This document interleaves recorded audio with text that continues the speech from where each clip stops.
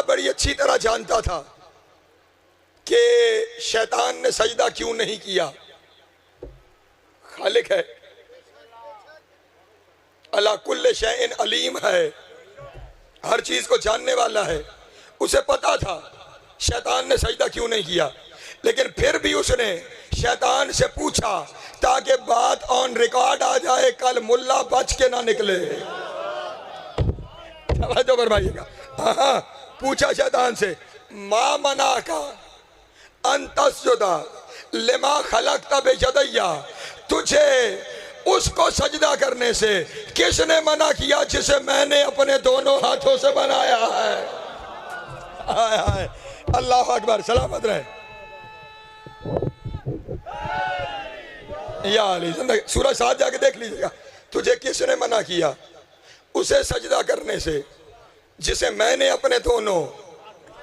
एक मिसाल से अपनी आपकी ज़बान में तर्जुमा करूं इसका तर्जुमा ये है, आदम को सजदा नहीं करना था, ना करता, मेरे हाथों का हया तो करता। हाय हाय, पहुंच रही है बात मेरे मोहतरम दोस्तों तक। उसे सजदा करने से किसने मना किया जिसे मैंने अपने दोनों हाथों से। मैं रुक रुक कर नतीजे देने का आदी हूं, यहां पे भी एक नतीजा लेती जाए मेरी जवान नस्ल। मैं यहां से उठूं, इधर से गुजरूं, यहाँ पे जवान बच्चे बैठे हुए हों, उनमें से कोई परवाह ना करे कि कौन गुजर गया। तौकीर शाह जी उठे, उसके पास जाएं उन बच्चों के और उन्हें जाकर कहें कि तुमने बाकिर नकवी की ताजीम क्यों नहीं की जबकि वो जाकिर हुसैन था। नहीं, तवज्जो फरमाई, सलामत रहे, मौला आपको इज़्ज़त अता फरमाए। तुमने ताजीम क्यों नहीं की जबकि वो जाकिर हुसैन था। इसका मतलब बाकिर नकवी एक आम आदमी होता, लोग ताजीम न करते, कोई फर्क नहीं पड़ता था। फर्क पड़ गया उस निस्बत की वजह से जो निस्बत इन्होंने बयान की, यानी जो निस्बत बयान हुई है, असल ताजीम की वजह वो निस्बत है, मैं नहीं, वो निस्बत ताजीम की वजह से। यही अल्लाह कह रहा है, तूने आदम को सजदा क्यों नहीं किया जबकि मैंने इसे अपने दोनों हाथों से बनाया। यानी आदम को करता ना करता उसे सजदा जरूर कर लेता जिसे यदुल्लाह ने मस किया है। इसका मतलब जिसे यदुल्लाह मस कर ले।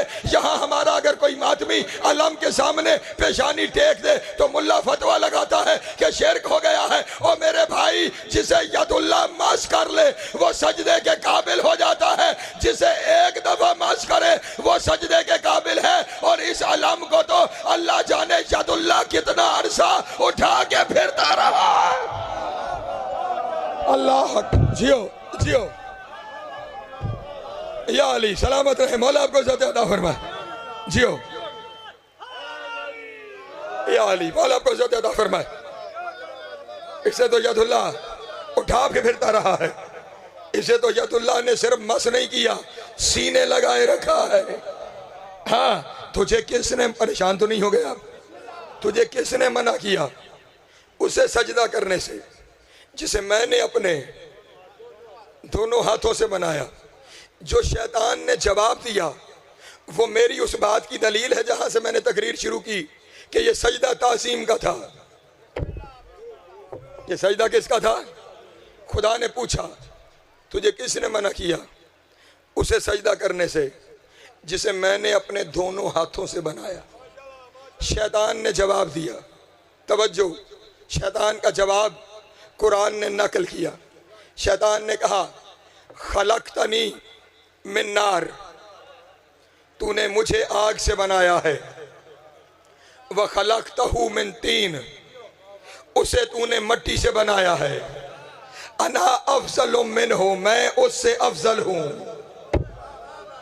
मैं उससे अफजल हूँ। अब ख्याल रखिएगा, जहाँ अफजल और मफजूल का मामला आए वहाँ इबादत नहीं ताजीम होती है, वहाँ इबादत नहीं ताजीम। लेकिन अब यहाँ पर इस जवाब पर शैतान को कहा गया, निकल जा, तू लानती है। इस जवाब पर तवज्जो, ये जो जवाब उसने दिया कि मुझे आग से बनाया, उसे मट्टी से बनाया, इसलिए मैं अफजल हूँ, इस जवाब पे उसे कहा तू लानती है। इससे पहले सिर्फ कहा था काफिर है, अब कहा तू लानती है और निकल जा। पहले निकाला नहीं, सजदे के इनकार पर निकाला नहीं, निकाला इस जवाब पर कि निकल जा, तू लानती है, कयामत तक लानती रहेगा। वजह क्या है? दो गलतियां की शैतान ने। पहली गलती यह थी कि उसने आग को मट्टी से अफजल समझा। तवज्जो जाने मोहतरम, उसकी पहली मंतकी दलील कि उसने ये गलत कहा यह है, आग मट्टी को खा जाती है। आप यहां किसी फैक्ट्री में चले जाएं, वहां पे आपको बाल्टियां लटकी हुई नजर आएंगी, उनमें मट्टी डली हुई होगी, उनके बाहर लिखा होगा फायर फाइटिंग। इसका मतलब जहां आग लगी है मट्टी डालो, मट्टी आग को खा। आपके गुजरात की मशहूर कहावत है मिट्टी पाओ, नहीं तवज्जो फरमा रहे, वो यहीं से है कि जलती हुई आग को मिट्टी डाल दे, वो बुझ जाएगी। तुराब आग से अफजल है। शैतान ने आग को तुराब से अफजल कहा। अल्लाह ने कहा शैतान तेरी पहली गलती यह है कि तूने अपने आप को तुराब से अफजल समझा।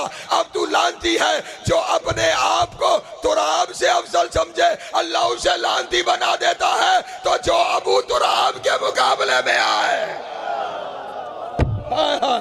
सलामत रहे, मौला आपको इज्जत अता फरमा। जियो, वहां पे हमारी खुली हुई निशानियां हैं, इसलिए जो वहां जाए वो सिर्फ चक्कर लगा के ना आए।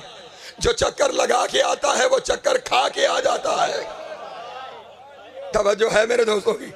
इसी तरह जो नजफ जाए, जो करबला जाए, सिर्फ हो के ना आए, वहां पे निशानियां हैं। जो अमल करे, जो ज़ियारत पढ़े, उसके बारे में जिसके साथ गया है उससे पूछे कि मुझे बता मैं क्या कह रहा हूं, ये लफ्ज क्या है जो मैं बोल रहा हूं, ये जो लिखा हुआ है, ये लिखा हुआ क्या है। मेरे मौला के हरम के सरहाने, जो मेरे मौला की जरी है, उस जरी में मेरे मौला अकेले नहीं, दाईं तरफ हजरत आदम है, बाईं तरफ हजरत नूह है, दरमियान में अली है। अली कहते ही उसे हैं जिसके प्रोटोकॉल में दो नबी रहे। सलामत रहे, मौला आपको अता फरमा। दाएं आदम, बाएं हजरत नूह। सरी के चारों जानिब मेहराबे हैं जिन पे गुंबद खड़ा है। मैं मंजर दिखाने की कोशिश करता हूँ। चार मेहराबे जिन पे गुंबद खड़ा है, उन चारों मेहराबों में शेर लिखे हैं। जो सरहाने वाली मेहराब है उसका शेर सुनाता हूँ। जो सरहाने वाली मेहराब है वहां का बंदा जिसने वो शेर लिखा, वो हजरत आदम को मुखातिब करके कहता है, आदम ये बड़ी इज्जत की बात है कि तू अबुल बशर है। बड़ी इज्जत की बात, तू अबुल बशर है, तमाम इंसानों का बाप है, लेकिन ये फख्र इंसानों के सामने करना, यहाँ ना करना। हाय हाय, अल्लाह अकबर, तेरा बड़ा फख्र है कि तू इंसानों का बाप है, लेकिन ये फख्र इंसानों के सामने करना, जहां तू है यहाँ पे ये फख्र ना करना, क्योंकि तू तुराब का बेटा है और तेरे पहलू में तुराब का बाप है। अल्लाह अकबर, सलामत रहे, मौला को दादा। यार जो तुराब से मुकाबला करे अल्लाह उसे लानती बना देता है। शैतान का दूसरा कसूर, मैंने मंजिल पे जाना है, शैतान का दूसरा कसूर, पहला ये उसने खुद को तुराब से अफजल समझा। उसका दूसरा कसूर ये है उसने जाहिर पर नजर की, बातिन को नहीं देखा। नहीं तवज्जो फरमाई। अल्लाह ने क्या कहा था, बशर बना रहा हूं मट्टी से, लेकिन सजदा इसे नहीं। सजदा जब रूह फूंक दूं तो उस रूह को सजदा करना है। तूने आदम का मट्टी का जाहिर नहीं देखना था, तूने उस निस्बत को देखना था जो आदम के अंदर उतर गई। तूने जाहिर को देखा, निस्बत को नहीं देखा, इसलिए तू लानती हो गया है। इसलिए हम भी कहते हैं जो कपड़ा देखते हैं निस्बत नहीं देखते वो लानती हो जाते हैं। अल्लाह अकबर, सलामत जियो यार, जिंदगी मौला आपको इज्जत अता फरमाए। बस नतीजों की तरफ आगे बढ़ूं। अब ख्याल रहे, जहां जहां ये रूह है वहां सजदा है, और जो वो रूह जब उस मंजिल से आगे निकल गई तो पिछली मंजिल को फिर सजदा। मैं दलील पेश करता हूं आपके सामने। आज आदम की कब्र को सजदा नहीं, क्योंकि वो रूह सफर कर गई है। अब जहां जहां वो रूह जाएगी वहां वहां सजदा होता रहेगा। अगर मैं सारा सिलसिला पढ़ूं आदम से लेकर अपने नबी तक तो शाम इसी में हो जाएगी। मैं सिर्फ एक मंजिल पढ़ता हूं। मेरे रसूल के दादा का नाम है जनाब अब्दुल मुत्तलिब। तवज्जो मेरे शिया सुनी दोस्त, कौन? जनाब अब्दुल। चले एक लफ्ज इनकी शान में कह दूं ताकि दुनिया वालों को खबर हो जाए ये आम लोग नहीं थे। हाँ हाँ, ये आम हस्तियां। मुर्रखीन ने लिखा कि ये भी रसूल के दुनिया में आने से बहुत पहले की बात है। यमन का एक काफिला खाना काबा के करीब से गुजर रहा था। उस काफिले में एक बच्चा था जिसे एक ऊंट पे बिठाया हुआ था।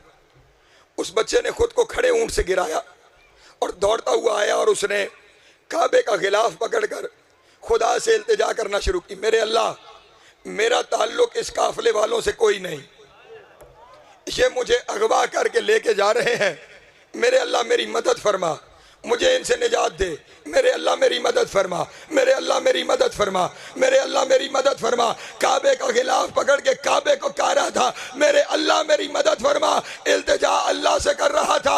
अब्दुल मुत्तलिब का हाथ उसके कंधे पे आया, बच्चे मुझे देख, मैं मदद करो। हाय हाय हाय हाय, अल्लाह अकबर, मदद अल्लाह से मांग रहा था। कहा मैं तेरी मदद करूं। बच्चा भी बड़ा होशियार था, उसने पीछे देख के कहा आपसे नहीं मांगी। तवज्जो, मैं अल्लाह से मदद मांग रहा हूं। अब्दुल मुत्तलिब का जुमला सुना जब उसने कहा मैं अल्लाह से मदद मांग रहा हूं, जनाब अब्दुल मुत्तलिब ने कहा अना मिन अहलिल्लाह, मैं अल्लाह के अहल में से हूं। हाय हाय, अल्लाह अकबर। नहीं तवज्जो कर भाई। ओ मेरे भाई, तुम उन हस्तियों को बड़ा अजीम मानते हो जो अहले बैत नबूवत है। अब्दुल मुत्तलिब कह रहा है मैं अल्लाह का अहल हूं। हाय हाय, मैं अहल अल्लाह हूं। और फिर इरशाद फरमाया, उस बच्चे ने फिर कहा मैं अल्लाह से मदद मांग रहा हूं। फरमाया अना काशिफुल करबे लिकुल्ले मन दआ इल्लल्लाह फी बैतिही, जो भी अल्लाह के घर में अल्लाह को पुकारता है, अल्लाह की जगह उसकी मुश्किल कुशाई मैं करता हूं। अल्लाह अकबर, अल्लाह अकबर। अल्लाह की जगह मुश्किल कुशाई मैं करता हूं। ये अब्दुल मुत्तलिब। एक वाकया आपने सुना होगा, सजदा ना भूलना, बस नतीजों पे जा रहा हूं। अबराहा का वाकया कुरान मजीद में सूरह फील पूरी मौजूद है। हाथियों का लश्कर लेकर यमन से आया था काबे पे हमला करने। 1 लाख से ज्यादा का लश्कर था जिसे लेकर वो हमला करने आया था। इसने आते हुए जनाबे अब्दुल मुत्तलिब के कुछ ऊंट अपने कब्जे में ले लिए। तवज्जो मेरी जानिब रखिएगा। जनाबे अब्दुल मुत्तलिब के कुछ ऊंट अपने कब्जे में ले लिए। जनाबे अब्दुल मुत्तलिब ने फरमाया मैं इससे अपने ऊंट छुड़वाऊंगा। तवज्जो, मैं इससे अपने ऊंट। लोगों ने कहा हुजूर अल्लाह का घर है, उसे नहीं छुड़वा रहे, अपने ऊंट छुड़वा रहे हैं। फरमाया ऊंटों का मालिक मैं हूं, घर का मालिक जो है वो बचा लेगा। अल्लाह अकबर। जो घर का मालिक है वो बचा लेगा। पैगाम भिजवाया इब्राहा को कि हम आ रहे हैं अपने ऊंट लेने। सैयदुल अरब आ रहा है, सैयदुल बथा आ रहा है, फख्र अरब आ रहा है। अल्लाह अकबर। उसे भी जब खबर पहुंची तो उसने कहा मैं देखूं तो सही, सैयदुल अरब है। हाँ, जिसके दादा के ये कभी वक्त हुआ तो मैं इस पर भी गुफ्तगू करूंगा। अबराहा ने अपने साथियों से कहा मेरे खैमे का पर्दा हटाओ, मैं देखूं तो सही इतने बड़े लश्कर वाले के सामने जो आ रहा है कितने बंदे लेकर आ रहा है, कितने बंदे लेकर आ रहा है। खैमे का जो पर्दा हटा, सामने से अकेले अब्दुल मुत्तलिब, अकेले अब्दुल मुत्तलिब। साथियों से कहने लगा इतने बड़े लश्कर के सामने अकेला आ रहा है। उन्होंने कहा ये जिस खानदान से है ये लश्करों की परवाह नहीं करते। हाय हाय, ये लश्करों की परवाह नहीं किया करते, ये अकेला मुकाबला कर लेते हैं। लेकिन ये भी जबरे मशीयत था कि वो अपने खैमे का पर्दा हटाता। ये जो अबराहा था ना, इसका अपना एक हाथी था। एक तो हाथियों का लश्कर था, एक इसका अपना हाथी था। वो सफेद रंग का हाथी था। सफेद हाथी वैसे नायाब होते हैं, फिर ये अजीमुल जुस्सा बहुत बड़ा हाथी था। इसके जो हाथी दांत होते हैं उसके ऊपर इसने हीरे जवाहरात का काम करवाया हुआ था और दुनिया के सामने फख्र करता था कि जैसा हाथी मेरे पास है ऐसा हाथी कायनात में किसी के पास नहीं।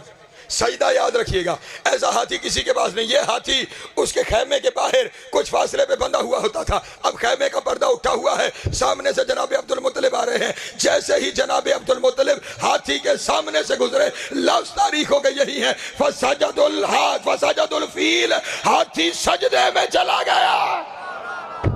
अल्लाह अकबर, अल्लाह जी यार, फसजदुल फील, हाथी सजदे में चला गया। अपने साथियों से कहने लगा मेरा हाथी है, मुझे तो कभी सजदा नहीं किया, ये इसको सजदे में क्यों चला गया? लोगों ने कहा आदम का सजदा ना भूलना। लोगों ने कहा अभी आएगा तो इसी से पूछ लेना कि हाथी ने क्यों सजदा किया। जनाब अब्दुल मुत्तलिब आए, अब्दुल मुत्तलिब को देखकर बादशाह से बैठा ना गया, खड़ा हो गया,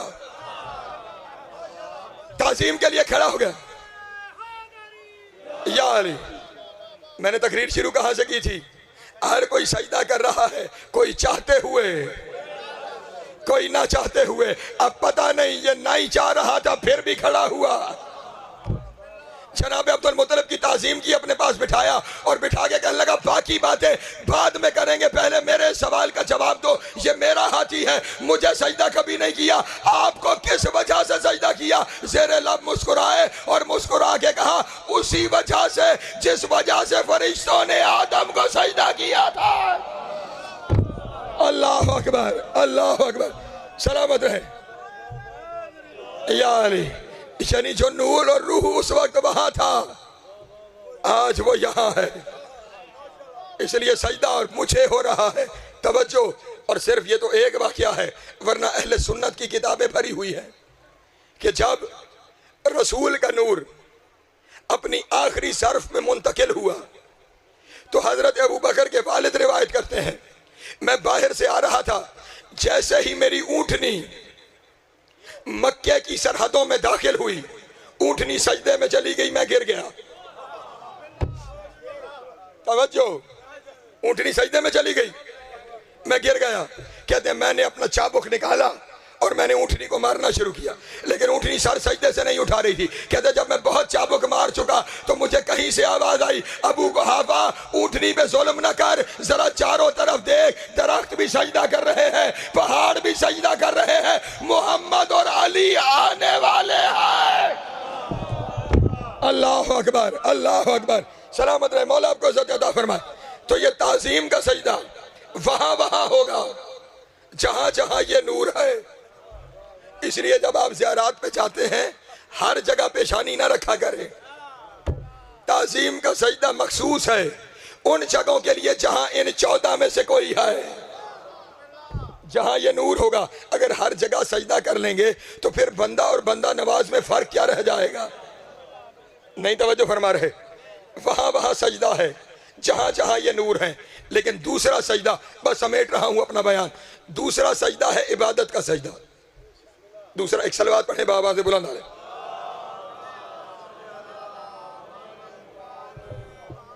मेरी हिम्मत नहीं थी जितना मैं पढ़ गया। दूसरा सजदा क्या है? इबादत का सजदा। इबादत का सजदा मखसूस है अल्लाह के लिए, अल्लाह के अलावा किसी की इबादत हो ही उसी की सकती है जिसकी अली करे। हाँ हाँ, सजदा है ही उसी का इबादत का जिसे अली सजदा करे। किसी आरिफ से किसी बंदे ने आके पूछा था, मुझे कैसे पता लगे कि अल्लाह रिस्क देता है, अल्लाह औलाद देता है, अल्लाह परेशानियों को दूर करता है, अल्लाह तख्लीक करता है, अल्लाह जिंदगी देता है, अल्लाह मौत देता है। उस आरिफ ने उसे कहा कूफे चला जा, मेंबर अफयस पर अली बैठा होगा, वो रिस्क दे रहा होगा, वो औलाद दे रहा होगा, वो जिंदगी दे रहा होगा, वो मौत दे रहा होगा, तुझे पता लग जाएगा अल्लाह कैसे देता है। उस बंदे ने कहा हुजूर फिर तो मैं अली को ही अल्लाह मान लूंगा कि सब कुछ वो कर रहा है। उस आरिफ ने कहा ना ना, अली अल्लाह नहीं, ये सब कुछ करने के बाद जिसे अली सजदा करेगा वो अल्लाह कहलाएगा। अकबर, जिसे अली सजदा करे उसकी इबादत है। इबादत सिर्फ, इसलिए इबादत का सजदा सिर्फ अल्लाह के लिए है। लेकिन खुदा की कसम, इन हस्तियों के साथ अल्लाह का फिर राबता निराला है। नमाज अल्लाह की है ना, क्या नियत करते हो? कुर्बतन, नमाज पढ़ता हूँ कुर्बतन इल्लल्लाह। आपने तकबीर कही, ये सजदा वो मकाम है जहां बंदा खुदा से ऐसे जुड़ता है कि हर चीज से बेनियाज हो जाता है। आपने तकबीरतुल एहराम कही, आप कयाम में खड़े हुए, आपने बड़ी दाद दुआ दी। यहां पे बात समझ लीजिएगा, खड़ा हुआ कयाम में जिक्र करना शुरू किया, लेकिन अभी आंखों में सकत है, वो दाएं बाएं देख सकती हैं, आने जाने वाले की खबर हो रही है। दिल घबराया कि आ तो खालिक की बारगाह में गया, लेकिन अभी मखलूक से बेनियाज नहीं हुआ। देख भी सकता हूं, महसूस भी कर सकता हूं। जब दिल घबराया तो रकू में चले गए, रकू में चले गए। थोड़ी सी बेनियाजी हुई, तवज्जो, थोड़ी सी माहौल से बेनियाजी हुई, लेकिन अभी भी दाएं बाएं दिखाई भी दे रहा है, लोगों का आने जाने की खबर भी हो रही है। दिल फिर ना माना तो सजदे में चले गए। अब जब सजदे में गए तो ना किसी आने जाने वाले की खबर है, ना आंखें कहीं दाएं बाएं देख रही हैं। यहाँ एक फिकी मसला अपने जवानों के लिए बयान कर दूं, लेकिन सजदे में जाकर भी हुक्म इलाही ये है, आंखें बंद न करना। सजदे में आंखें बंद करना मना है, वरना नमाज बातिल हो जाती है। सजदे में आंखें बंद नहीं करनी, आंखें खुली होनी चाहिए। यानी अल्लाह चाहता है सजदे में भी नजर तुराब पर रहे। अल्लाह अकबर, सजदे में भी नजर तुराब पर रहे ताकि बंदा अबू तुराब से बेनियाज ना हो।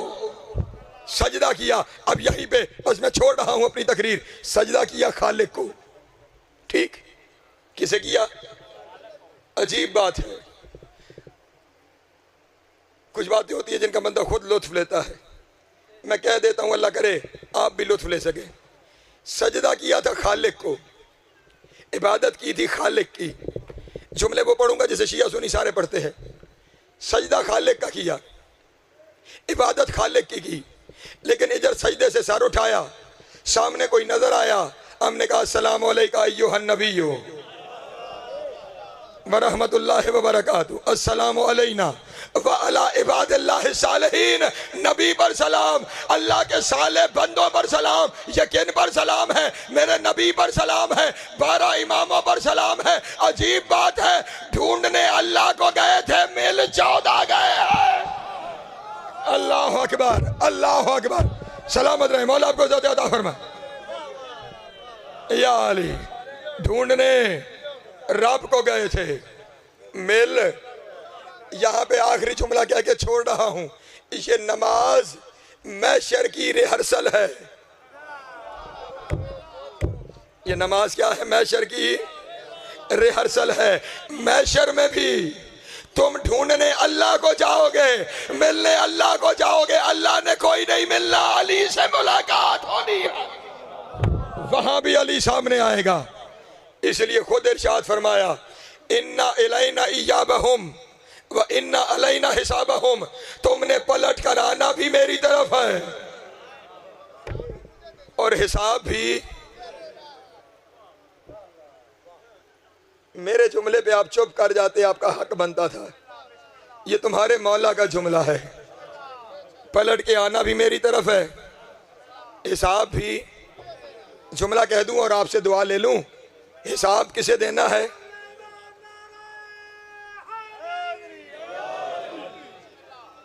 हिसाब किसे देना है? अली को। किस चीज का हिसाब? अमाल का हिसाब ना, नमाज रोजे हज ज़कात, यही हिसाब देना है। फिर ख्याल करना क़यामत के दिन ऐसा ना हो अमाल अली को पेश करते हुए सर शर्म से झुका हुआ हो, मौला अमाल तो लाया हूं, इनमें आप ही नहीं है। सलामत रहे, मौला आपको इज्जत देना। वो अमल लेके जाना जिस अमल में अली हो। अली है तो अमल कबूल है, अगर अली नहीं तो अमल मुंह पे मार दिया जाएगा।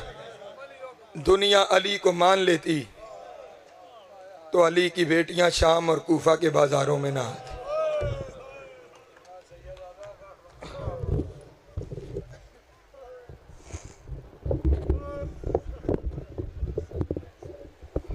मौला आप सबकी हाय कबूल करें, ये मेहनत मौला कबूल फरमाए। वसीम शाह जी को मौला सेहत अता फरमाए। जितने अहबाब दाम दिरहम कदम सुखन इस सारे सिलसिले में शामिल होते हैं, मौला उनको आबाद व शाद रखे। उनके सदके जिनकी झोलियाँ उजड़ गई, अजरुकुम अल्लाह। चेलों के दिन हैं, बस एक जुमला मुसीबत का और मिंबर अपने बात के ज़ाकिरीन के हवाले। शाम का बाजार और अली की बेटी, बस इतनी सी देर लगती है। सारी ज़िंदगी रोने के लिए यही लफ्ज़ काफ़ी है, शाम का बाजार और अली की बेटी। लोग ये समझते हैं कि हम शायद इसलिए बहुत रोते हैं कि शाम के बाज़ार में रश बहुत था। ना मेरे शिया सुन्नी दोस्त, शाम के बाज़ार में बंदा एक भी होता, गुजरने वाली तो अली की बेटी है, जो अपने बाप के सामने बगैर चादर के नहीं जाती। अल्लाह जाने शाम के बाज़ार में कैसे गई होगी। और फिर जाना आम नहीं था, ऐलान हुआ, ऐलान हुआ, जिसने अली से बदले लेने हैं अजरुकुम अल्लाह, अली की बेटियों को शाम के बाज़ार से गुजारा जाएगा। और मेरे शिया सुनी दोस्त, तकरीर लाइव जा रही होगी हाथ बांध के। बस इतना जुमला कहूँगा, और अगर किसी को समझ में आ गई तो शायद सारी रात रोने के लिए काफ़ी है। जिसके दिल में जितना बुग़्ज़ अली था, उसने इस्तकबाल का उतना सामान इकट्ठा किया। मौला तेरी हाय कबूल करे। जो पहुँच गए उन्हें मेरा सलाम है। जिसके दिल में जितना बुग़्ज़ अली था, उतना सामान इकट्ठा किया। किसी ने छत पे पत्थर इकट्ठे किए, किसी ने अपनी छत पे पानी उबाला। अभी आप जाकिर से सुन रहे थे ना मुझसे पहले कि साल बाद जो वतन गई तो सगे भाई ने नहीं पहचाना। इनमें मेरी बहन ज़ैनब कौन है? साल में भाई बहनों के चेहरे नहीं भूल जाते। शाम के बाजार में जुल्म इतने हुए हैं। अजरुकुम अल्लाह। जिसने पानी गर्म किया था, उन्होंने खौलता हुआ पानी सैयदादियों पे फेंका। जब पानी खत्म हो गया तो जलते हुए अंगारे उठाकर अली की बेटियों को मारे गए। जब वो खत्म हो गए तो पत्थर मारना शुरू किए। चेहरों की रंगत बदल गई। कहीं और चला जाऊंगा, अगर मैं इस पे बोल पड़ा तो कहीं और चला जाऊंगा। बस एक जुमला सुन लेना जो कहने जा रहा हूँ। पत्थर, और इतने पत्थर मारे, इतने पत्थर मारे। अहले बैत के काफिले के गुजरने के 6 महीने बाद एक ताजिर शाम के बाजार से गुजरा। उसने देखा शाम की बाजार की दीवारों पे खून लगा हुआ है। लफ्ज़ हैं, इसके सिवा कुछ भी नहीं होता। दीवारों पे खून लगा हुआ है। और फिर उसका जुमला सुनना, तुम्हें पता लगेगा कितना खून था, कितना खून था। चलता हुआ एक दुकानदार के पास गया और जाके कहने लगा, तुम्हारे शहर में कुर्बानी के जानवरों का खून साफ नहीं करते? हाय हाय हाय हाय, इतना खून था तुम्हारे शहर में, कुर्बानी के जानवरों का खून साफ नहीं करते। ये सुनना था, वो शामी हो के रो पड़ा। कहने लगा, कुर्बानी के जानवरों का खून नहीं, अली की बेटियों का खून है। लोग पत्थर मारते थे, कभी एक दीवार से, कभी दूसरी दीवार से। रो के कहती थी, ना मारो, मैं नबी की बेटी हूँ। लोग कहते थे, मारो, ये अली की बेटी है। अजरुकुम अल्लाह, अजरुकुम अल्लाह, अजरुकुम अल्लाह। मौला तेरी हाय कबूल करे। बस तुम्हारी सोच से पहले मैंने मिंबर छोड़ दिया, सोच से पहले मिंबर छोड़ दिया। एक औरत जिसका नाम साहिबान मकातिल ने उम्मे हज्जाम लिखा है, इसने एक बड़ा पत्थर उठाया और बड़ा पत्थर उठाकर इसने देखना शुरू किया, पत्थर मारूं किसे। अब मुझे माफ कर देना, देखते देखते इसकी नजर उस नेज़े पे ठहरी जिस पे हुसैन का सर था। हाय हाय, जो पहले इतना जख्मी है, लब कटे हुए हैं, रुखसार जख्मी है। इसने हुसैन के सर का निशाना लिया कि मैं पत्थर हुसैन के सर पे मारूं। इधर से जनाब ज़ैनब की नजर पड़ी, बेसाख्ता शाम के बाजार में रो के कहा, अब्बास अब्बास अब्बास, पत्थर हुसैन को ना लगे। अजरों को अल्लाह तेरी हाय के सदके, अजरों को अल्लाह मौला हाय कबूल करे। बस मेरा आखिरी जुमला है, घोड़े की गर्दन से हजरत अब्बास के सर ने परवास किया। सर परवास करता करता हुसैन के नेज़े के सामने आया। रोकेगा मौला, अपनी मर्जी से नहीं आया।